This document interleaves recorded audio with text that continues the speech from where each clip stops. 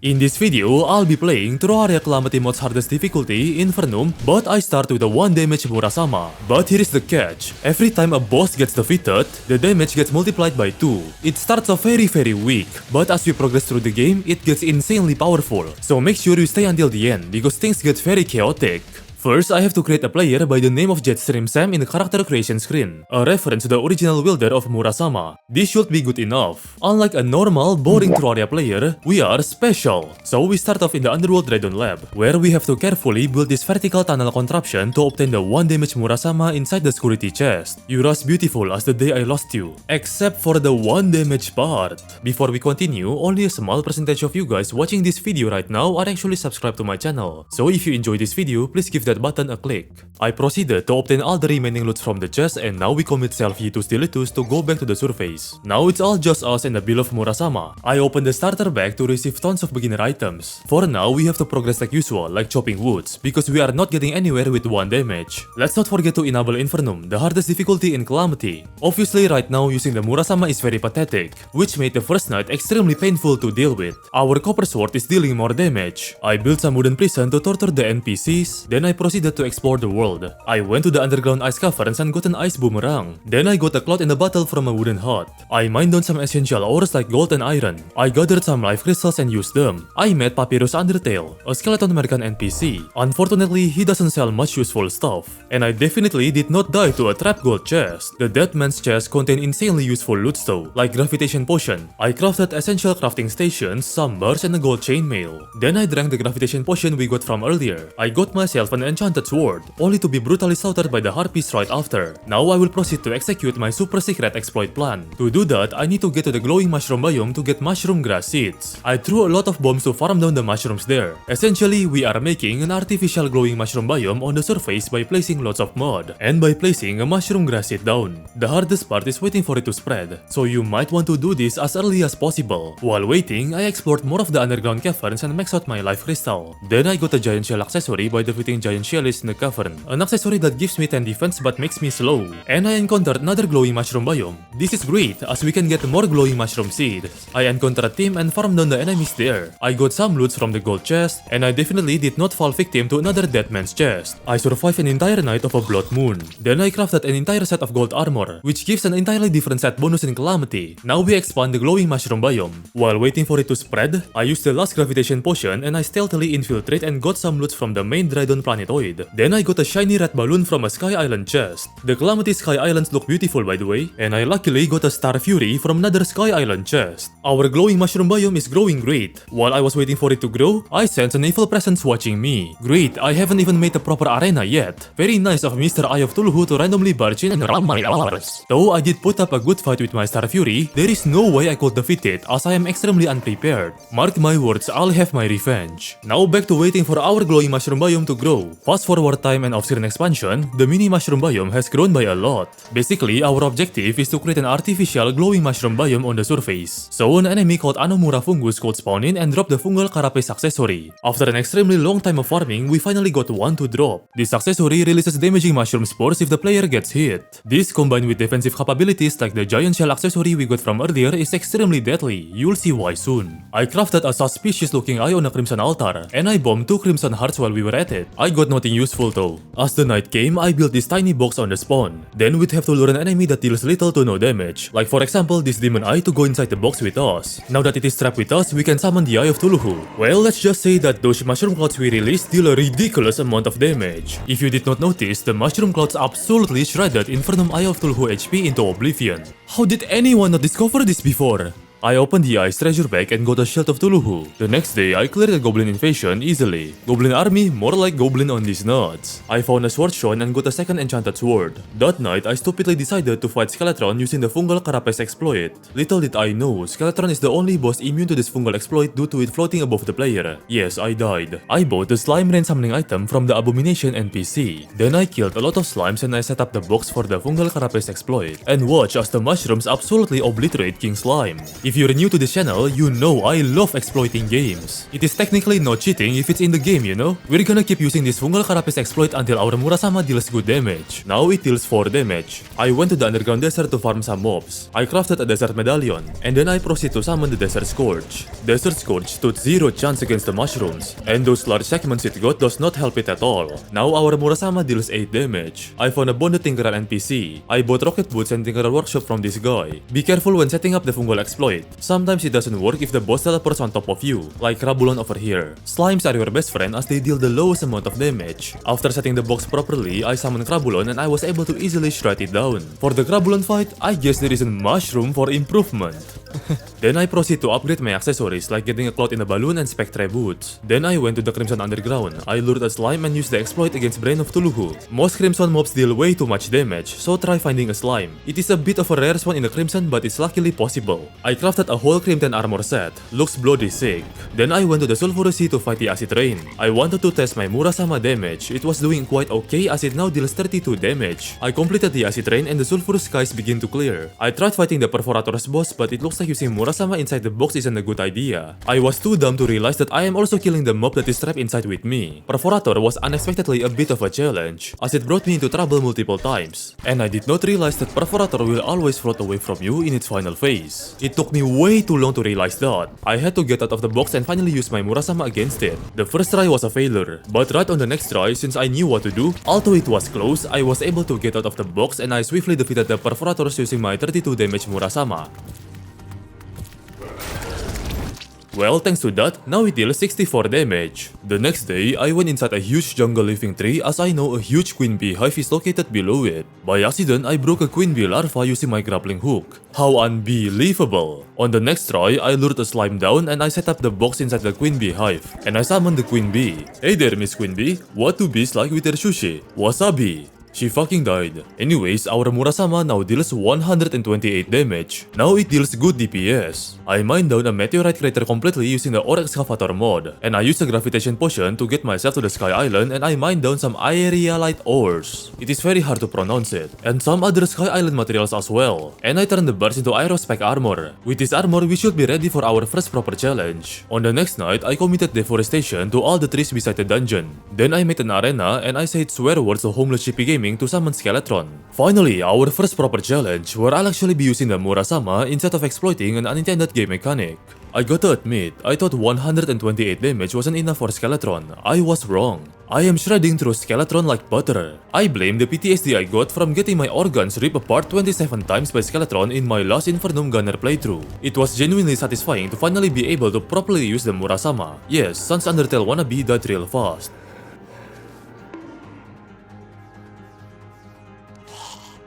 Now we have access to enter the dungeon, and our Murasama now deals 256 damage. I found a bone mechanic NPC, and I found our little brother, a tiny Muramasa. Hey, don't judge it. It's not about the size, it's about how you use it. I kept finding Muramasa inside the golden dungeon chest, but luckily I had the point shop mod, so I could just buy a cobalt shield. I bought my own helmet from the clothier NPC, and the counter scarf accessory. It basically gives me the ability to dash and buffs through melee damage. I created an instant elevator and I jumped down to get to the underworld. Something unfortunate happened.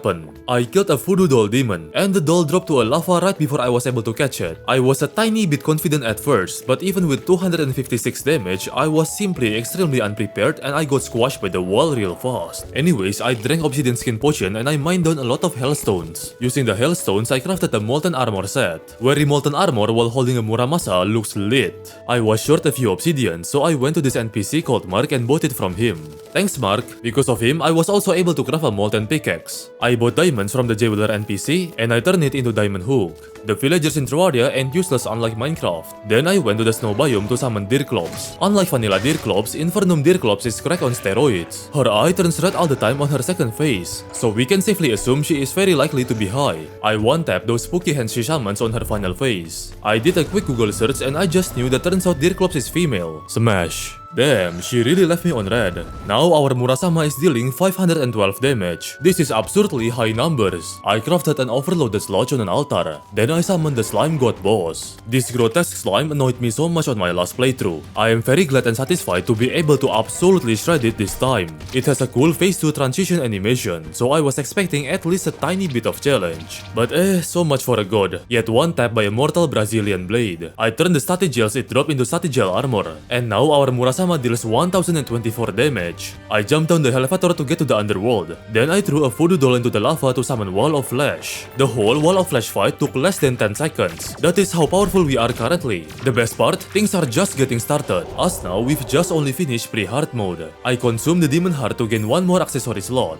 And now our Murasama deals 2048 damage. Impressive, very nice. I made some houses in the jungle biome. Then I destroyed some crimson altars for Souls of Night. Using the souls and materials, I crafted the destroyer summoning item. While waiting for the night to come, I explored the underground desert, and I encountered a desert shrine. It has the Luxor's gift accessory inside of it. Unfortunately, it doesn't work with Murasama anymore. If you know how broken this was with Murasama back then. As I kept digging down, I encountered the beautiful sunken sea biome. While I was there, I might as well defeat the giant clam mini-boss. I woke up the giant clam using my Star Fury, and I absolutely annihilated the fattest clam. Why did the clam get divorced? He was too shellfish. Okay, that was terrible, I'm sorry. By defeating the giant clam, we freed the Sea King NPC. This NPC sells Truffle Worm, a summoning item to summon Duke Fishron. So I decided to skip progression entirely and I went straight ahead to the ocean to fish and fight Duke Fishron. On the first try, the fight against Duke Fishron went pretty badly. I was clearly unprepared for what Infernum modified to Duke's attack patterns. The flying fish pigron abomination was able to ram down and destroy my arse with its plethora of dashes. However, on the second try, I was way more prepared and I anticipated for its dashes. Although I got hit quite a lot and it was a close call, I was able to defeat the flying Harampic with my 2048 damage Murasama. Now our Murasama deals more than 5000 damage. Whoa, this is getting way too OP. I opened the Duke's treasure bag and I got the Shrimpy Truffle mount. I defeated a few more Duke Fishron so I could get the Fishron wings. I also got an IKEA Blahaj pet, very cute. Then as the night came, I summoned the Destroyer. And yeah, this is why I'm going to stop multiplying the Murasama damage until we beat Moonlord. Or else it'd be no fun literally obliterating through everything without a single challenge. Now we go to the Sulphurous Sea and summon the Aquatic Scourge. Let's just say that Worm bosses gets absolutely annihilated by the Murasama due to their multiple segments. Worm bosses always gets the worst treatment. I kinda feel poor for the Aquatic Scourge though. Its death animation of it coughing blood just looks so painful. Then I proceeded to mine some of the early hard mode ores such as Palladium and Cobalt. The most efficient way of mining them is by using boom shurikens. And then I crafted a Palladium pickaxe, so I can mine Mithril or Orichalcum, the usual hard mode progression. I used the Orichalcum to create a hard mode anvil, and the Mithrils to create a Mithril armor, and then I proceeded to go to the hallowed biome to fight against Queen Slime. Can we just take a moment to appreciate how absolutely gorgeous and magnificent Infernum Queen Slime is? I know I can easily insta-kill her, but I just wanted to show you guys some of her beautiful attacks. The visuals are absolutely stunning. I never liked Vanilla Queen Slime, but Infernum Queen Slime is a whole different story. When I said I like bullet hell bosses, I meant this type of bullet hell, not an absolute mess of projectile spam like Supreme Calamitas, which you guys will see soon. This is a very organized and clean type of bullet hell and is very satisfying to fight against. But yeah, it took just like 4 Murasama slashes to kill Queen Slime. I fought her again multiple times so I could get the full Crystal Assassin armor set. This set gives the player a free dash. On that same night, I decided to also fight against 3 of the mechanical bosses at once. I feel like it only be fair due to my extremely powerful Murasama, but little did I know that these mechanical shenanigans never stood even a single chance against my 5000 damage Murasama. Even when all 3 of them are grouped together, Murasama basically still one-tap them. At least their defeat animation looks beautiful. The explosions resemble like fireworks and they look oddly phenomenal. Using the Hallowed Birthday drop, I crafted Pickaxe X and a full set of Hallowed armor. I went to the underworld and I traveled to the left side to pay a visit to the Brimstone Crack biome. This was in order to farm some Essence of Havoc. Then I crafted the Calamitas clone summoning item, and I proceed to summon the Calamitas clone on that night.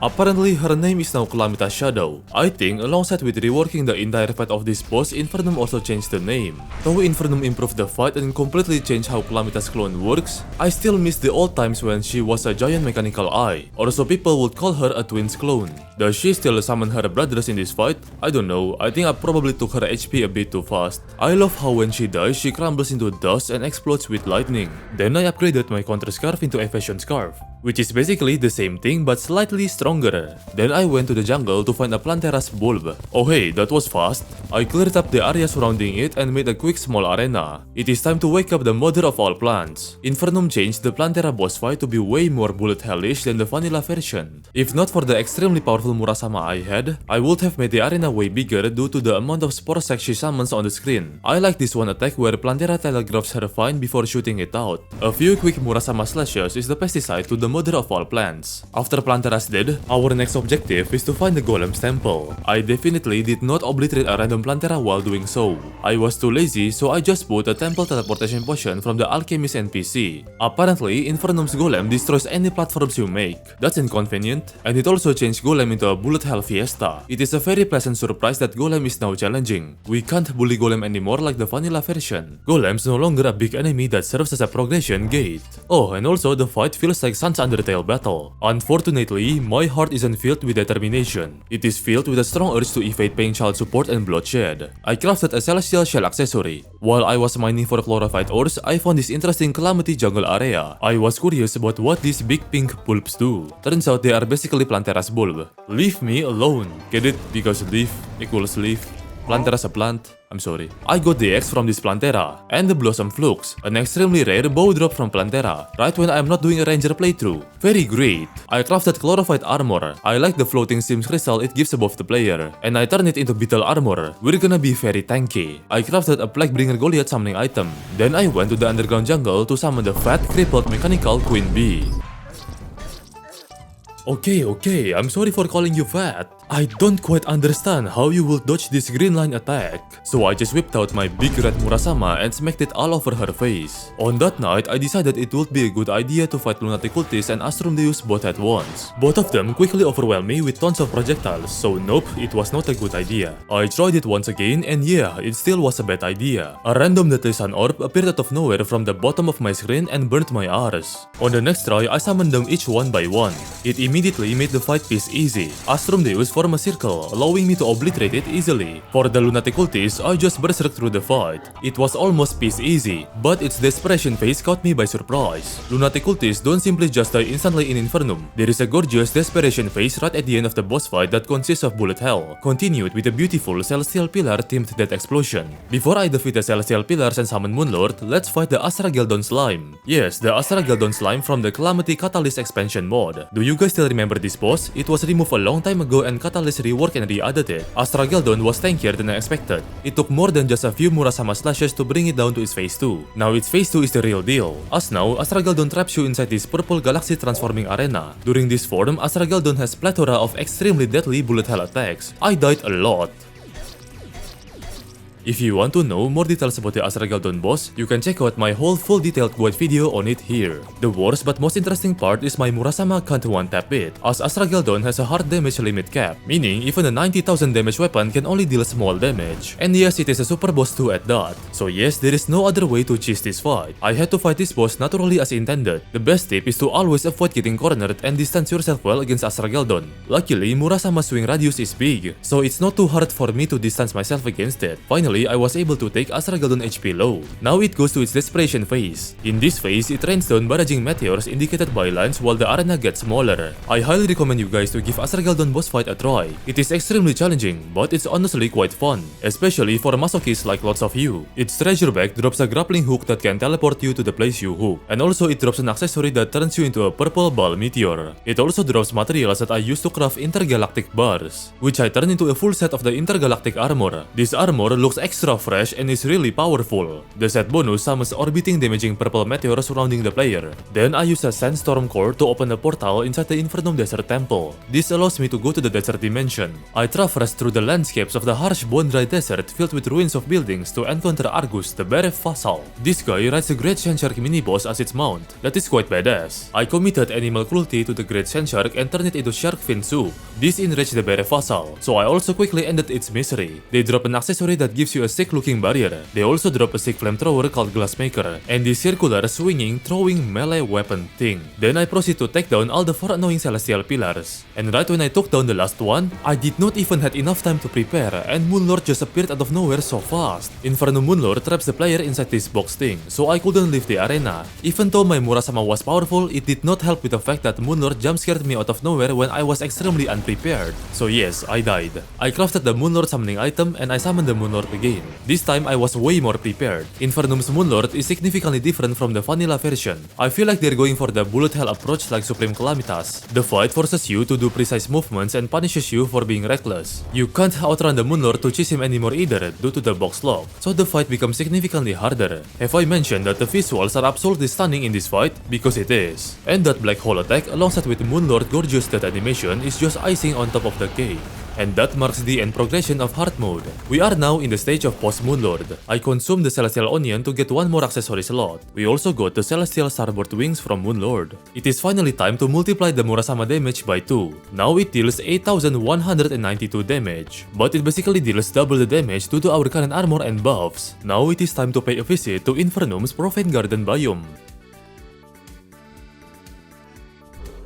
It turns out I needed to beat a few Scorn Eaters to get the Unholy Shards material, which I will be using to craft the Profane Shard. I also upgraded my boots into Seraph Tracers. Now we can summon and fight the Profane Guardians, aka the Cursed Meatballs. Infernum completely changed the fight into something extraordinarily different. Say goodbye to the old boring meatballs. The first phase is basically Flappy Birds but on ketamine overdose. It is not too hard to dodge it, but goddamn, it is very annoying to pilot and glide the player accurately. We need to reach the end of the Geometry Dash pillars to whoop our Murasama to the butt cheeks of the meatballs. As they consist of 3 meatballs, so do their faces. But fortunately, my Murasama was able to do an easy job of the second phase before they did anything too dangerous. Before going to phase 3, they had a menacing JoJo reference. Murasama quickly took care of the third phase where they spout out deadly volcanic attacks. I absolutely love the visuals of their flame geysers and the sunray death beam. Well, that was a heated battle. When they are defeated, your eyes will be blessed with a blinding death animation. Awesome! Upon their death, the next Profane Garden area will be unlocked. It consists of a planetarium hall which you have to go down to enter a big Colosseum arena. So naturally, while we are here, we gotta fight Providence the Profane Goddess now. She was surprisingly a bit tankier than I expected. Because I screwed around, I died a few times in the fight. The Providence fight is one of, if not my favorite boss fight in Calamity. It is a simple yet refreshing idea and concept as it serves as the Sun Lord counterpart to Moon Lord, yet with significantly different battle experience. Not to mention, Infernum's Providence escalated the enjoyment of the battle by adding unique features such as rising lava, completely new fiery attacks, and even its own dedicated arena. I could go on a rant and make an hour-long SI video on how much I love Providence. Like god, I want to smash her so bad, but that's a story for another day.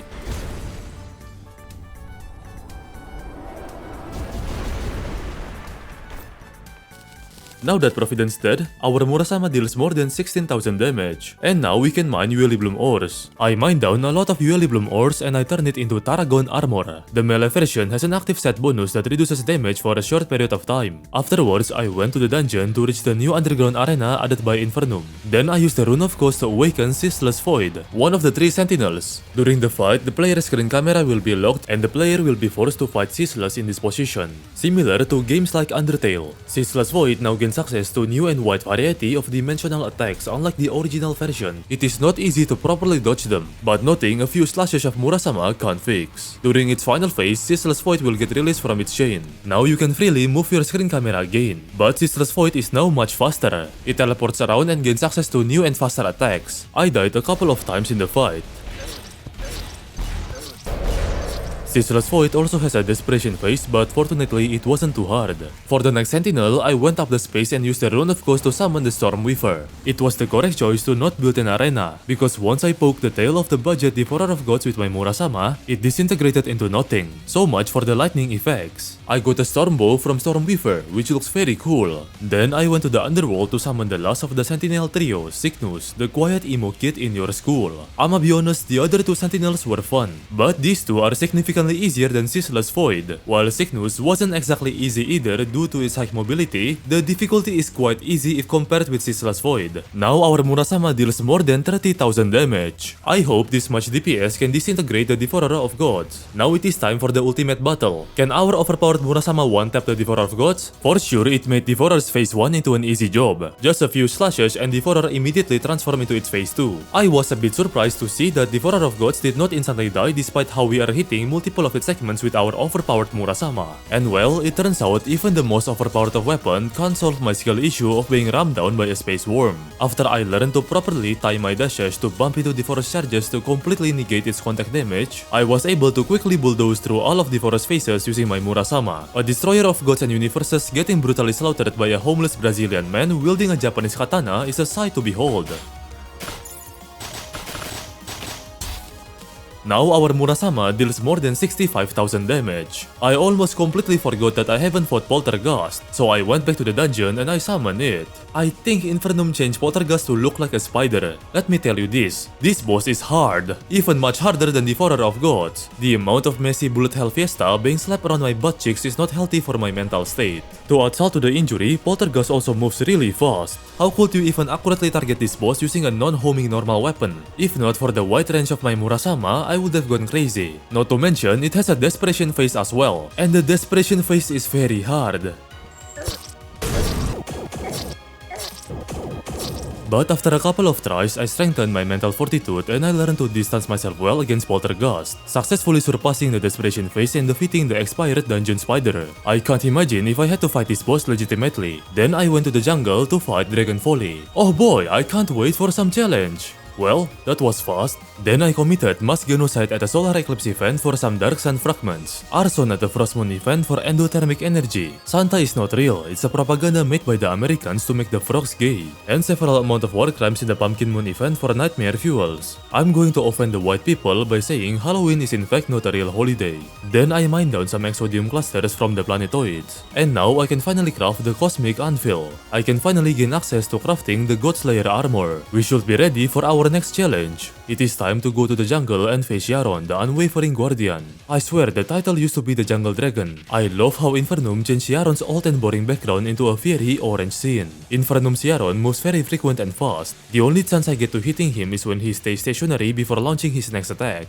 The Fire Nado's visual stunned me. It looks fire. I did die a few times in the fight, but unlike the third try, I got the hang of the boss fight and I learned how to dodge Yaron's charging dashes. Now you might be thinking, that should be the whole Yaron fight, right? Nope. After depleting his first health bar, Yaron will revive into his second phase, restoring his health into full again and becoming much more powerful. He does his charging dashes way more often and faster too at that. You are barely given a single moment to catch a breath. Luckily, I could just spam swing my Murasama and hope that it hits Yaron. And right when I was about to die, I clutched the fight and successfully defeated the Jungle Dragon. Now our Murasama deals more than 130,000 damage. Auric ores now generate in the underground. I mine a lot of them using Ore Excavator mod. They are apparently very bouncy and deadly if you touch them, so be careful or you'll end up like me. I turned them into Auric bars, and apparently Catalyst mod added their own version of Auric Tesla armor, so I crafted that. This looks very cool, what the hell? Why did I not know this before? Now it is time to build the Exomax gaming toaster. By doing so, we can contact the Cosmic Engineer aka Dredon itself to summon the mechanical creation by the name of Exomax. I chose to fight Ares and Thanatos first. My Murasama was able to do a quick job of taking down Ares, but little did I know that they also have desperation phases where they are invulnerable to attacks, such as the rotating Ares Death Ray Beam, and some of these attacks can basically one-shot the player, so yes, I did die a few times. My Ares keeps getting slashed apart by Ares Energy Sword. Honestly, it is quite embarrassing that I died quite often in the Exomax fight. I should have made a proper larger arena because the fight really wasn't too hard considering its endgame, especially once you get used to it due to their repetitive nature. But not to worry, once I switched the order of the Exomax spawn, I quickly got the hang of the boss fight and I swiftly took down the Exomax with my trusty Murasama. Don't blame me for the mass genocide I did. It's all this guy's fault for putting an extremely powerful Brazilian blade on an unsupervised lab in the underworld. I got a Dredon Heart accessory, which replaces Adrenaline Meter with nano machines that can restore the player's health once activated. Now our Murasama deals more than 260,000 damage. Then I crafted an Akur's altar, and I prepared myself for the final fight against the edgy emo woman by the name of Supreme Calamitas. If Supreme Calamitas fight were to be summed up, it is a masochist bullet hell fiesta. I really don't want to see the face of this woman ever again. I hate this woman with all my heart. heart.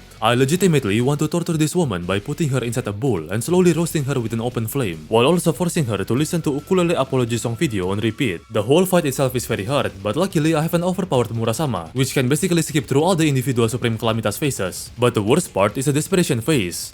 Yep. She has a phase where she is completely immune to all attacks and she shoots out bullshit attacks that don't even make any sense. I died way too many times. Here is a quick death compilation.